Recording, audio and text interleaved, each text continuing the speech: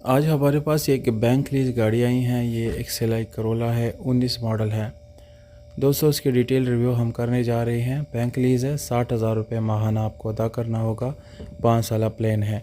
Detail आपको समझाता हूं दोस्तों, मालिक का नंबर भी आपके साथ शेयर करता हूं। पर उससे आपसे गुजारिश है कि अगर अभी तक आपने चैनल सब्सक्राइब नहीं किया तो चैनल को भी सब्सक्राइब करें और साथ ये वीडियो लाइक करना भी आपने ज़रूर करना है, क्योंकि दोस्तों ये आपका अपना चैनल है और इसके सपोर्ट जो है वो भी आपका ज़िम्मेदारी बनता है। दोस्तों ये गाड़ी 100% इंटीरियर और एक्सटीरियर दोनों से आपको 100% ओरिजिनल मिलती है। इसके सीलों की बात करेंगे तो 100% ओरिजिनल सील है, जिसमें तमाम तरह सीलें इंक्लूडेड है।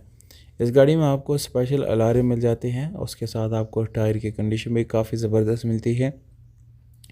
अगर हम दोस्तों गाड़ी के कलर की बात करेंगे तो वाइट कलर है, जो कि सबकी पसंदीदा कलर है। इंटीरियर की बात करेंगे तो काफ़ी खूबसूरत साफ़ सुथरा इंटीरियर है, क्योंकि दोस्तों ये एक न्यू मॉडल की गाड़ी है, कोई इतनी पुरानी गाड़ी नहीं है।